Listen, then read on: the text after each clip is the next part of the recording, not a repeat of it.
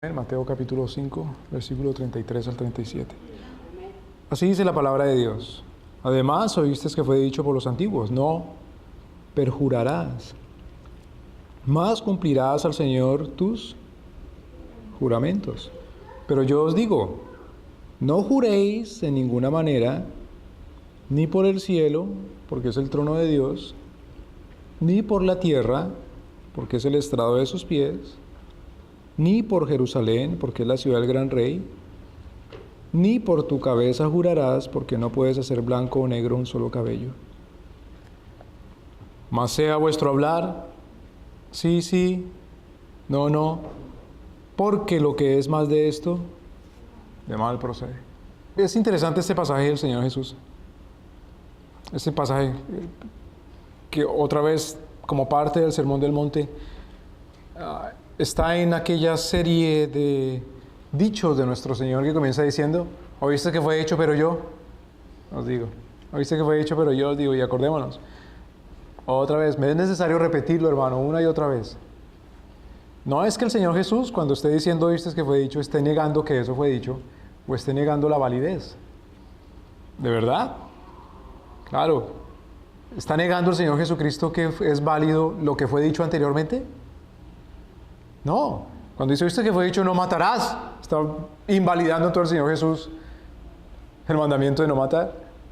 No, claro que no. Aquí entonces cuando dice nuestro Señor, oíste que fue dicho que, versículo 33, no perjurarás. ¿Qué es perjurar? No perjurarás. Vamos al libro de Levítico, capítulo 19. Levítico capítulo 19.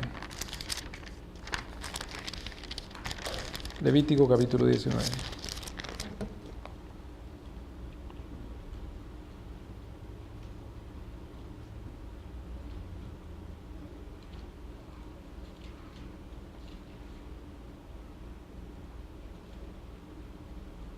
Hay varios mandamientos acá interesantes.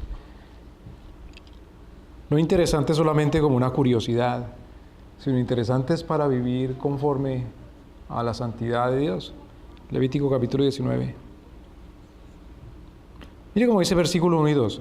Jehová habló a Moisés diciendo, habla toda la...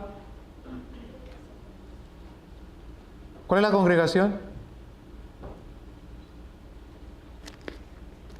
Cuando nosotros decimos vamos a la congregación, ¿cuál es la congregación?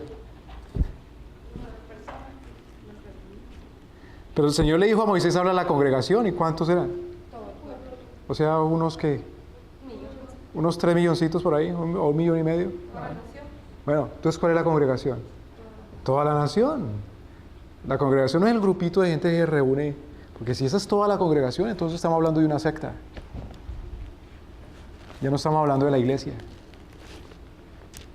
La iglesia es toda la comunidad que Dios quiere que le sirva. Y eso no es un grupito solamente, sino es toda la nación. Habla la congregación, diciendo que habla toda la congregación de los hijos de Israel y diles, sed que, seréis que sean como santos. ¿Por qué razón? ¿Por qué? Porque santo soy yo. Ese es el evangelio. Eso lo dice el Señor Jesucristo y eso lo repiten los apóstoles. Sed santos porque el Padre es santo. Sed perfectos porque el Padre es perfecto. Es el mismo evangelio para todos. Ahora, hay una serie de mandamientos entonces que el Señor da en Levítico capítulo 21 para cumplir ese requisito de ser santo. Y esos mandamientos tienen que ver con el cumplimiento de los 10 mandamientos.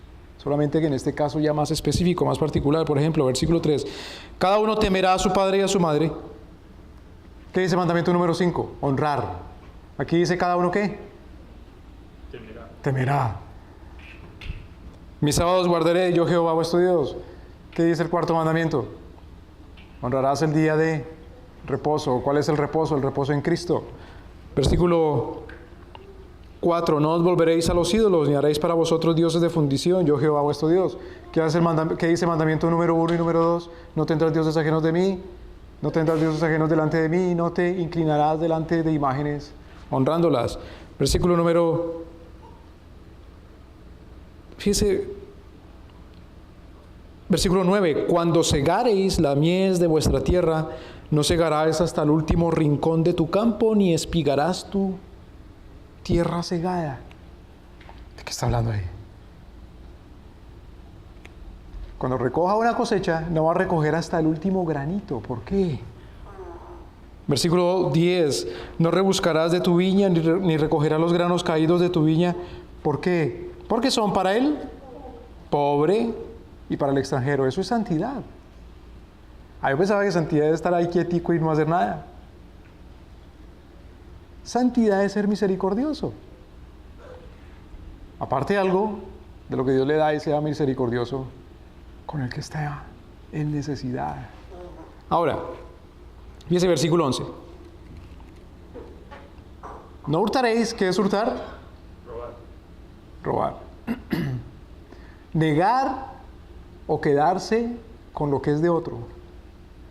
Cuando uno no es misericordioso, uno es ratero. Cuando uno no es misericordioso, si puede tener misericordia con alguien, dándole y ayudándole, y no le da, pues se queda con lo que no es de uno. ¿Me doy a entender? O cuando directamente le quita algo a alguien.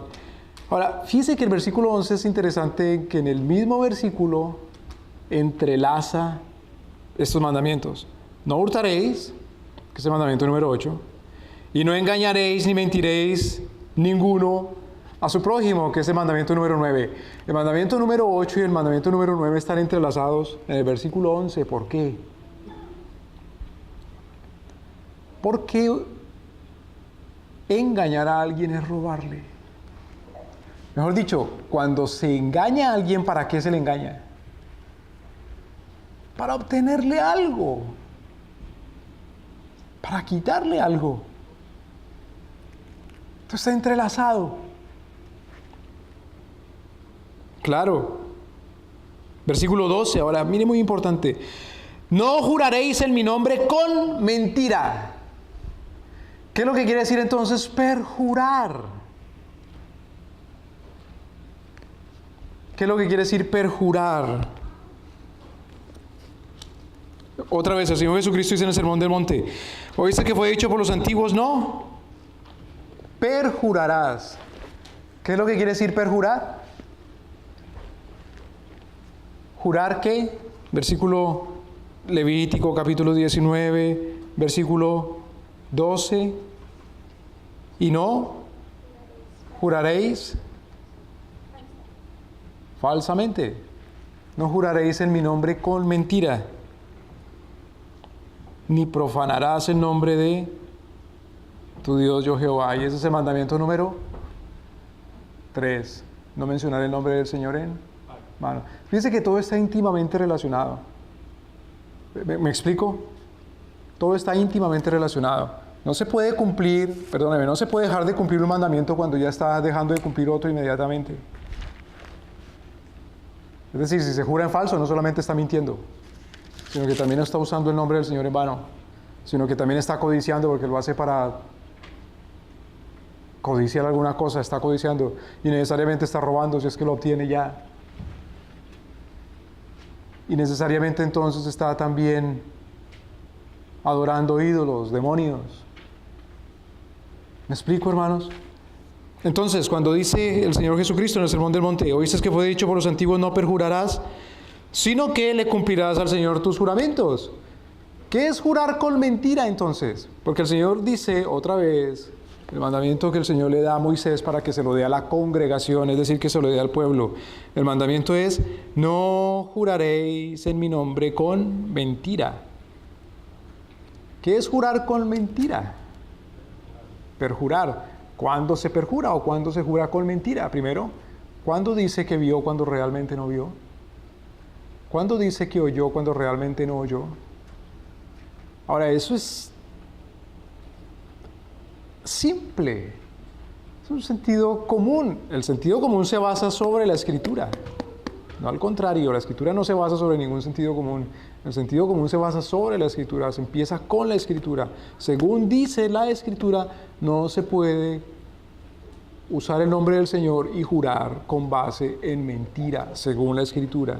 Entendemos entonces que cuando juramos para decir, yo prometo, yo juro que eso es verdad. Ahora, el Señor en el Sermón del Monte se va a enfocar ahora en una cosa, y es, cuando se jura prometiendo cumplir o hacer algo. Cuando se jura prometiendo cumplir o hacer algo. Porque dice en el Sermón del Monte, Mateo capítulo 5, versículo 33. Además oísteis que fue dicho por los antiguos que no perjurarás. ¿Qué es jurar? ¿Qué es perjurar? Es jurar con mentira, jurar con falsedad. Entonces dice, no jurarás con mentira, sino que harás ¿qué? Cumplirás al Señor tus juramentos. Fíjese que no dice, no jurarás con mentiras, sino jurarás con verdad. Bueno, pues sí, por supuesto. Pero ¿qué quiere decir jurar con verdad? ¿En qué se está enfocando aquí el Señor en el Sermón del Monte? El Señor en el Sermón del Monte se está enfocando en que cuando jure que va a hacer algo, cúmplalo. Cuando jure que va a hacer algo, cúmplalo. Ahora, pregunta, ¿hay excepciones? Hay casos en los que uno jura, promete, pero si no cumple todavía es inocente delante de Dios. Bueno, y si yo prometo hacer el mal, ¿qué? Si yo juro hacer lo malo. Si vamos al libro de Proverbios, Proverbios capítulo 1, versículo 7. El principio de la sabiduría es...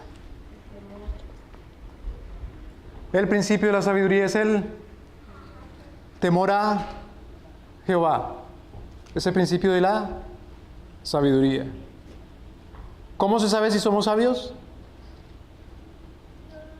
Otra vez, el principio de la sabiduría es el... ¿Cómo se sabe si somos sabios? Si tenemos temor al papá, al pastor, a la poli. ¿Se sabe si tenemos temor a quién? A Jehová. ¿Somos? Sabios. El principio de la sabiduría es el temor a Jehová. Ahora, pregunta, ¿cómo se sabe si tenemos temor a Jehová? Es decir, ¿cómo se sabe si somos sabios? Si uno le dice, muéstrame si tiene temor a Dios, y yo le digo, sí, ya le muestro. Mire, aquí en esta tarjetita dice que yo tengo temor a Dios y estoy carnetizado. Ahí está la foto, mi firma y la firma del pastor, y ahí dice, yo tengo temor de Dios. ¿Ve que soy sabio? ¿Cómo se sabe si uno tiene temor a Dios? Con las actitudes. Por rechazar hasta la obediencia a todo lo que va en contra. Claro, sí hace uno la voluntad de Dios, a pesar de que alguien le dice, no, así no es. Entonces demuestra que tiene temor ¿de quién? De Dios nuestro Señor. Y entonces está demostrando que es un ¿qué? Un necio. Un sabio. Aunque venga y le diga al necio, no le estoy diciendo que haga así, no asá. El principio de la sabiduría es el temor a Jehová. Y lo que dice, lo que sigue diciendo el versículo, pero los necios o los insensatos, ¿son quiénes? Los que menosprecian ¿qué? La sabiduría y la enseñanza. Es decir, ¿quién desprecia la sabiduría? El que desprecia el temor a Jehová, el temor a Dios. Y la enseñanza, menosprecia la enseñanza. ¿Qué es la enseñanza? Lo que enseña ¿quién? Lo que enseña nuestro Señor. El que menosprecia lo que enseña nuestro Señor, y si menosprecia lo que enseña nuestro Señor, lo menosprecia. ¿Y cómo se evidencia? Porque no sigue la enseñanza de su Señor. Entonces da cuenta de que es un insensato, un necio. Ahora, versículo 8. Oye, hijo mío, la instrucción de tu padre y no desprecies la ley de tu madre. Pero al fin, ¿qué? ¿Hay que seguir la ley de quién? ¿De Dios o del padre y de la madre? Pues sí. Los padres quieren que sus hijos sean, ¿qué? ¿Sabios? ¿Les enseñan qué? ¿Les enseñan sabiduría? ¿Y cuál es la sabiduría? Temer a Dios. Temer a Dios. Si una madre quiere que su hijo sea sabio, ¿qué es lo que le enseña? El temor a Dios. Es decir, le enseña los mandamientos de Dios. Si quiere que su hijo sea un insensato, le dice a un insensato, ven aquí, me haces el favor y me educas a este niño. Ahí te lo dejo. Bueno, ¿cuánto tiempo me lo puedo llevar? Tráigamelo por la tarde, por a las 5. ¿Y qué más? No, venga todos los días y lléveselo. Sí, ¿por cuánto tiempo? Por ahí unos 10 o 15 o 20 años. A la escuela pública. Claro. Súper insensato. Entonces, ¿quién es insensato ahí?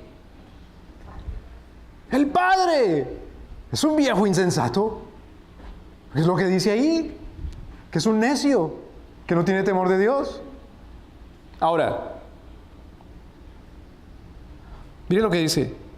Oye, hijo mío, la instrucción de tu padre y no desprecies la ley de tu madre. Si es que la instrucción del padre y la ley de la madre no es otra cosa que la instrucción y la ley de ¿quién? De Dios.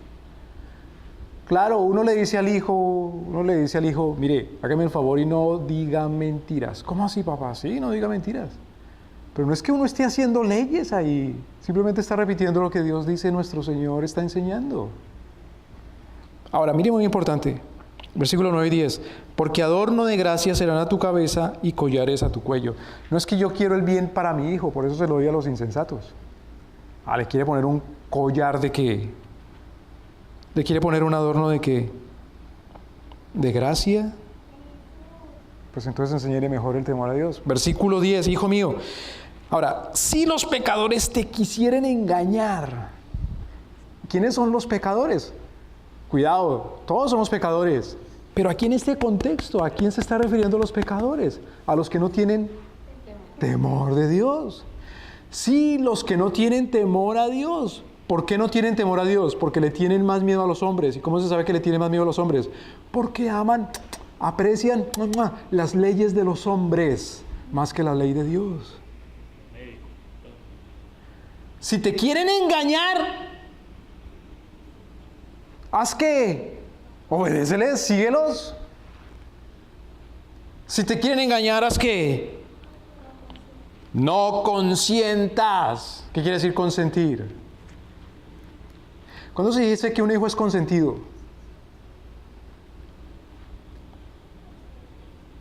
¿Quién tiene el control del televisor en la casa? ¿Hasta quién tiene la llave de la puerta de la casa? ¿Quién es el que dice que se come y que no y a qué hora y sí? El hijo, pero eso es un consentido. ¿Quién es el que manda quién viene a la casa y quién sale? ¿Y qué se dice y qué no se dice? ¿Y quién es el que respeta a quién y quién es el que le obedece a quién? Dice, no consientas. Si los pecadores te quieren engañar, no consientas.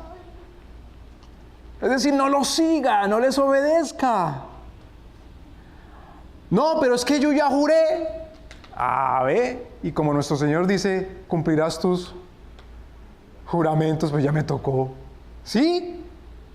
¿Estoy obligado? Aunque haya jurado, aunque haya prometido, si era para hacer lo malo. No, porque le tengo este temor ¿a quién? Entonces, si soy sabio, ¿qué digo? Ese juramento no tiene validez. Y si me dicen, entonces tiene que pagar una multa o lo que sea, no me importa. Pero no puedo cumplir eso. ¿Me debe entender? Si dijeren, ven con nosotros, pongamos acechanzas para derramar sangre, acechemos sin motivo al inocente. Claro, ¿por qué? Porque el que no tiene temor de Dios, no le importa el bienestar de la gente. Quiere chuparle la sangre. Quiere exprimirlo. Quiere violentarlo. Es un abusivo. Pero yo ya me comprometí con esa persona, tengo que acompañarlo o acompañarla. No. Versículo 12. Los tragaremos vivos como el sepulcro y enteros como los que caen encima. Hallaremos riquezas de todas las clases, llenaremos nuestras casas de despojos. Claro, con el engaño le dice, ven, cumplamos, jura y cumple, que nos va a ir bien. Se nos van a llevar a llenar los bolsillos, la bolsa, el arca. Echa tu suerte entre nosotros, tengamos todos una sola bolsa. Ah, qué justo. Qué justo, nos vamos a repartir justamente lo que obtenemos deshonestamente. Hijo mío, no andes en camino con ellos, aparta tu pie de sus veredas. No, papá, es que ya comencé a caminar con ellos y ya me comprometí. No me importa, aparta su pie. Aparte su pie, aparta tu pie. Porque sus pies correrán al mal e irán presurosos a derramar sangre. Porque en vano se tendrá la red ante los ojos de toda ave. Mas ellos a su propia sangre ponen acechanza y a sus propias vidas tienden lazo. Tales son las sendas de todo el que es dado a la codicia, la cual quita la vida de sus poseedores. La sabiduría clama de fuera, da su voz en las plazas. Claro, si es por la codicia, si es por el mal, o si es para la codicia, si es para el mal, que yo he hecho juramento, Dios me da permiso de salirme. Si no es así, entonces su conversión la hizo con duda, con temor, y todavía no está convencido de que está convertido. Porque cuando uno está convertido, dice, ya no sigo el juramento que hice antes. Juré a otros dioses, a otras divinidades, a otras autoridades, pero ahora me convierto para seguir al Dios verdadero. Pero si dice que no tiene que cumplir todos los juramentos rajatabla, no le hace, no importa que sea para hacer el mal y para seguir la mentira, pues entonces no se puede convertir. Porque es que cuando uno se convierte rompe un juramento, entendamos, rompe una promesa, porque toda fe religiosa es una convicción en la cual uno ha prometido, ha jurado fidelidad a un Dios. Entonces no puede decir uno que ha dejado, abandonado la religión de los ídolos y se ha convertido si todavía cree que uno tiene que seguir todos los juramentos, sin excepción. ¿Me deben entender, hermanos?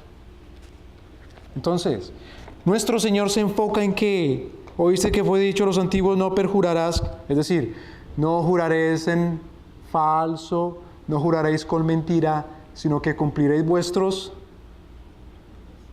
juramentos. Pero el Señor dice, cumple sus juramentos. ¿Cuándo? Cuando lo que ha jurado o aquello a lo que se ha comprometido es bueno. ¿Y cómo se sabe si es bueno? Porque lo hace uno con temor a Dios, es decir, para cumplir la ley de Cristo. Y está cumpliendo, de hecho, la ley de Cristo. Está cumpliendo los mandamientos. Claro, todo juramento tiene una excepción y tiene una cláusula en caso de que no se cumpla. Si veo que no puedo cumplir, porque inmoralmente no puedo, perdóname, porque moralmente no puedo cumplirlo, o porque la circunstancia me lo impide, tengo que estar dispuesto a pagar la consecuencia. Y así demuestro entonces que de verdad le tengo temor a Dios. ¿Me deben entender, hermanos? Si yo me comprometo a ir un fin de semana a un lugar, ¿es eso pecado? No necesariamente si el lugar es bueno.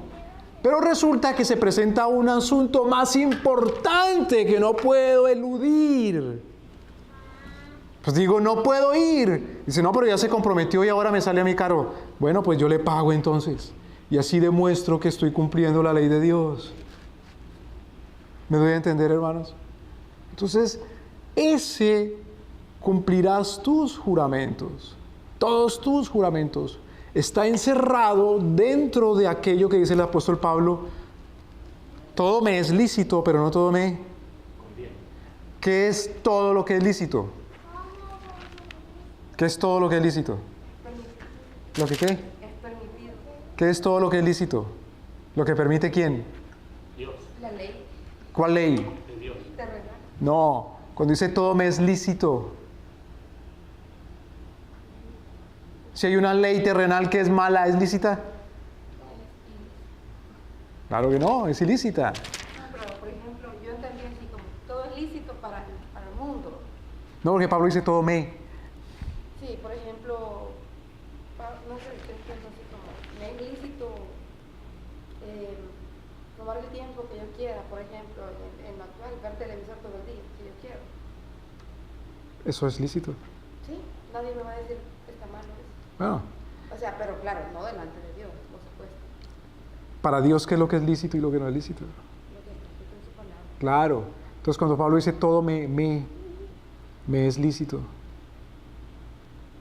Por ejemplo, hay una carta que le escribió un romano a su mujer, porque el romano está y es una carta real, el romano está de viaje, su mujer está embarazada, le escribe la carta. Si es niño,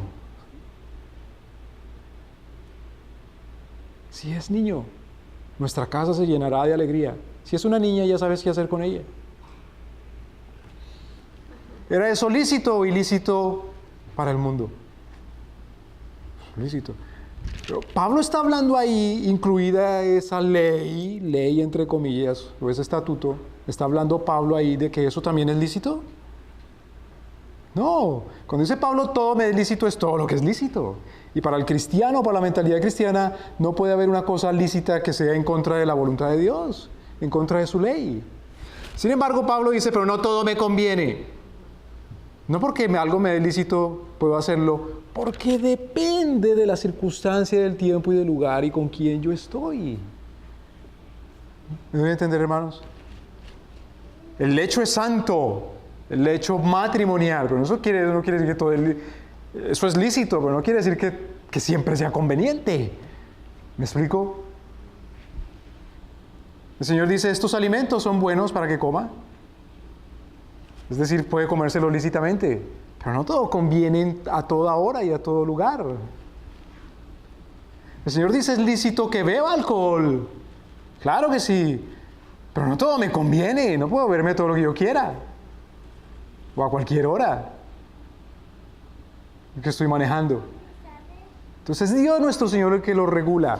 Entonces cuando dice nuestro Señor, Mateo capítulo 5, versículo 33, además oíste que fue dicho por los antiguos, no perjurarás, mas cumplirás al Señor tus juramentos. El Señor se enfoca, por supuesto, ahora, no simplemente en jurar lo que uno sabe que es cierto porque sí vio, sino que el Señor se enfoca en jurar prometiendo cumplir lo que ha prometido hacer, si es lícito, ante los ojos de Dios.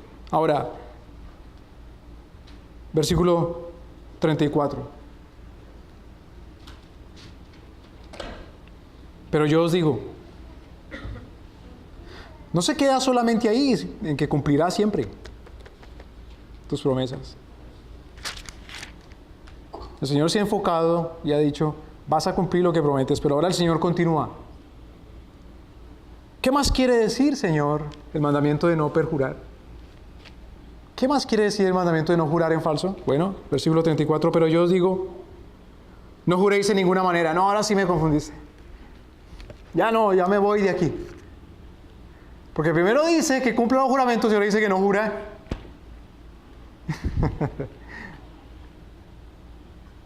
Primero dice que no cumpla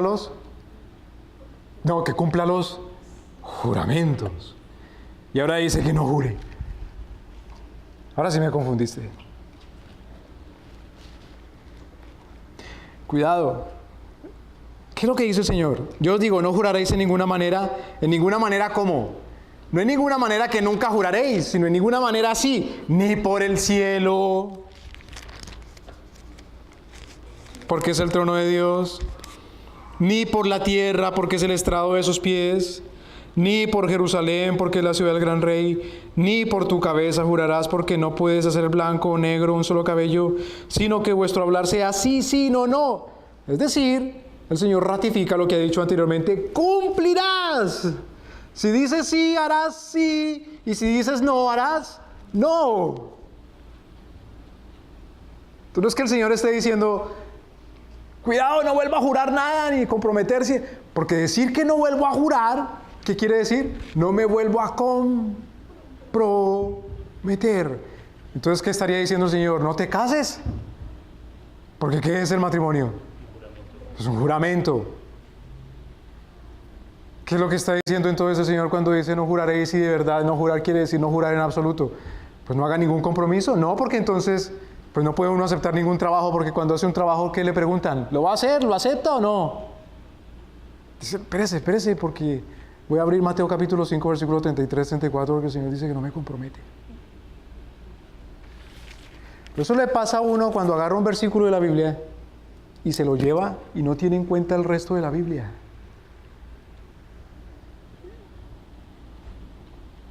Si uno agarra un versículo de la Biblia y se lo lleva y no tiene en cuenta el resto de la Biblia, ¿qué tal que saque uno un versículo peligroso? ¿Qué tal que saque el versículo en donde Dios le dice, Abraham, ve y mata a tu hijo? Entonces, ¿qué va a hacer?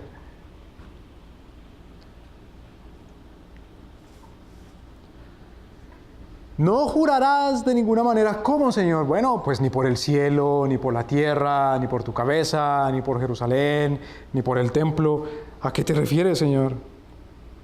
Bueno, en que tú sí sea sí y tú no sea no. ¿Por qué dices eso, Señor? Bueno, a ver, fíjese el orden de importancia en el que el Señor va. Versículo 35, versículo 34. Yo os digo, no juraréis en ninguna manera ni por el cielo. El cielo. Dice versículo 35, ni por la tierra. Ni por Jerusalén. Fíjese que el Señor va en orden descendente. Cielo, tierra. Ahora en la tierra, una ciudad, que es Jerusalén. Luego dice el Señor, versículo 36, ni por tu cabeza. ¿Ve que el Señor va de forma descendente? Cielo, tierra. En la tierra, Jerusalén. En Jerusalén, la cabeza. El Señor va como de lo general a lo particular. ¿Por qué el Señor dice así? Porque la gente pensaba que si juraba, prometía, se comprometía por algo grande, tenía más obligación de cumplir. En cambio, si juraba por algo más particular o más chiquito, de menos valor, tenía menos obligación de cumplir. Entonces alguien decía, ¿jura o no jura? Sí. ¿Por qué jura? Por mi cabeza. No me es suficiente. Jure por algo más elevado. Por Jerusalén. No, tampoco me es suficiente. No le creo que va a cumplir. Jure por algo más elevado. Por la tierra. No, tampoco le creo. Jure por algo más elevado. No, ya no. Hasta allí si no me comprometo yo. ¿Qué tal que no cumpla? Y ya me voy a jurar por... Esos son negocios de rateros, de ladrones. Es decir, de gente que viene con doble intención, no dispuesta a cumplir, a decir sí, ni no. ¿Me explico? Ahora, con estas palabras el Señor está diciendo, no crea que porque uno jura por el cielo, está más obligado a cumplir que uno que jura simplemente por la cabeza. Porque si jura por el cielo es donde se sienta nuestro Señor. Y si jura por la cabeza, jura por algo que nuestro Señor controla y tiene tanta soberanía que ni siquiera sabe cuántos pelos tiene a cada hora y a cada momento. Es decir, nuestro Señor lo está ahí permanentemente gobernando. Es decir, no puede jurar por alguna cosa creada o jurar por Dios mismo y no quedar obligado a cumplir. Juramento es juramento y punto. Compromiso es compromiso y ya. Es como dos hombres que se tenían desconfianza porque ambos sabían que ambos eran tranzas, ladrones, mentirosos. Y bueno, lo único que se daban cuenta era que le tenían respeto a la mamá, pero nada más. Es decir, eran idólatras. Porque si uno solamente respeta a la mamá, pero nada más no tiene temor de Dios, tiene más temor o respeto a la mamá que a Dios. El Señor Jesucristo dijo, el que honre más a su padre o a su madre que a mí no es digno de mí. Pero bueno, estos tranzas, estos ladrones se dieron cuenta que solamente respetaban a la mamá, entonces juraron y dijeron, bueno, si no cumplimos, que se muera su mamá.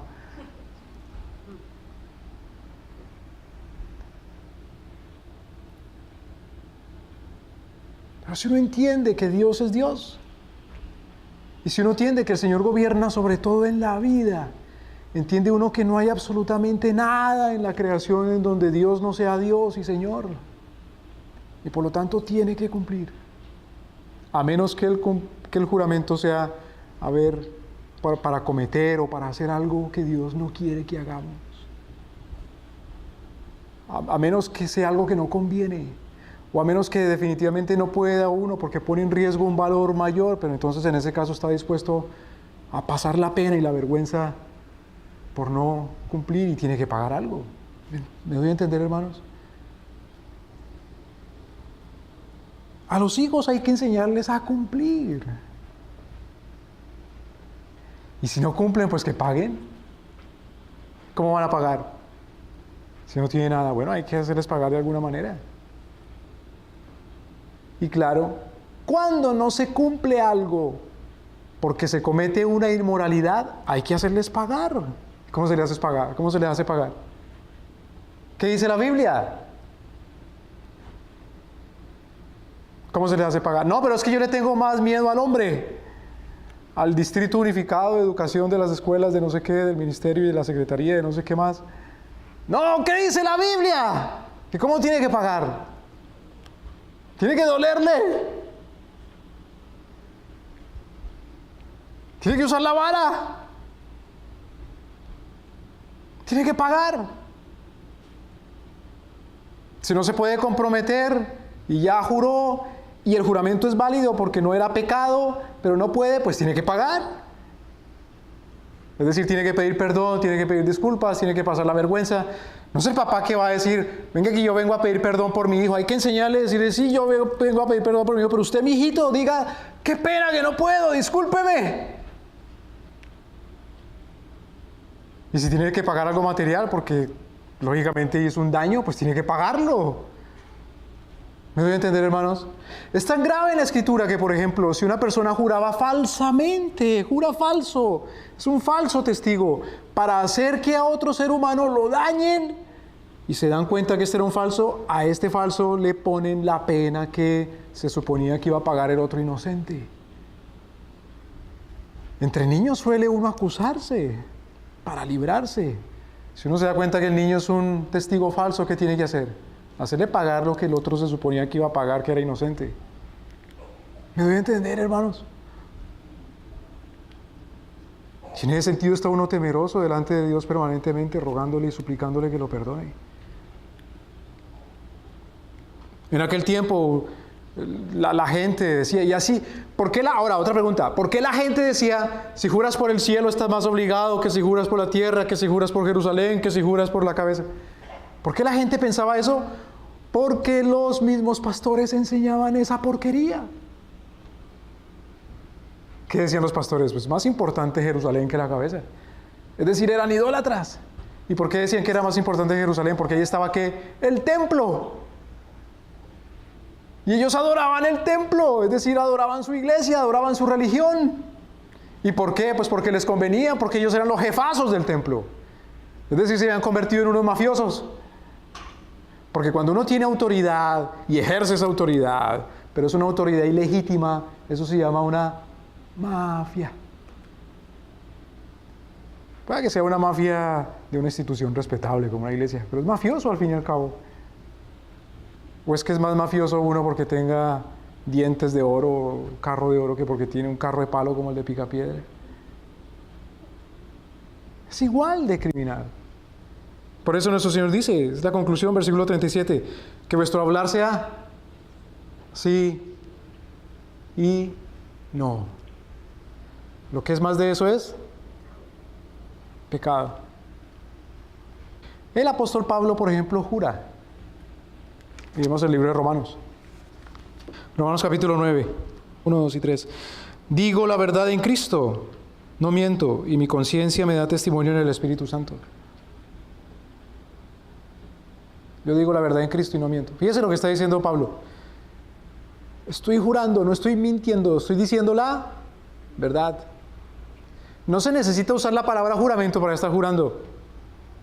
Si usted dice, digo la verdad y pongo como testigo ¿a quién? ¿Quién es el testigo, el witness? ¿Quién es el testigo que pone Pablo aquí? Pone varios testigos. Primero, capítulo 9, versículo 1. Digo la verdad. ¿Cuál es el primer testigo que pone Pablo? Cristo. ¿Cuál es el segundo testigo que pone Pablo? Mi conciencia. ¿Y cuál es el tercer testigo que pone Pablo? El Espíritu Santo. Porque según la ley de Dios nuestro Señor, para que protocolariamente sea aceptado un testimonio, tienen que haber testigos. En una corte, estamos hablando de una corte. Pablo se pone en una corte y llama testigos. Y dice, el testigo número 1 que venga es Cristo. El testigo número 2 que venga es mi conciencia. El testigo número 3 que venga es Él. ¿Y a qué se está comprometiendo aquí Pablo? Versículos 2 y 3, que tengo gran tristeza y continuo dolor en mi corazón, porque yo mismo desearía ser maldito, ser anatema, separado de Cristo, por mis hermanos, que son mis parientes según la carne. Pablo está jurando, prometiendo, dice, si yo tuviera la posibilidad de intercambiarme por mis hermanos, mis parientes, para que sean ellos salvos y yo maldecido, lo haría. Y no está hablando, déjeme usar una expresión gramatical, no está hablando simplemente de manera subjuntiva, es decir, no está hablando simplemente como cuando en gramática dice uno que se haga tal cosa, que se haga tal otra, pero es pura gramática, no tiene ninguna intención moral. No, hay una intención moral aquí de Pablo porque pone como testigo a Cristo o al Espíritu Santo y dice, es verdad. Es verdad, si Jesús me diera a mí por escoger, ser yo separado de Jesús porque mis parientes sean unidos. Hermano, esta es la oración casi de un hermano que de verdad ama a su hermano o de un padre que de verdad ama a su hijo. Claro, así oran. Yo desearía ser apartado. Pablo está jurando, está prometiendo, está poniendo testigos.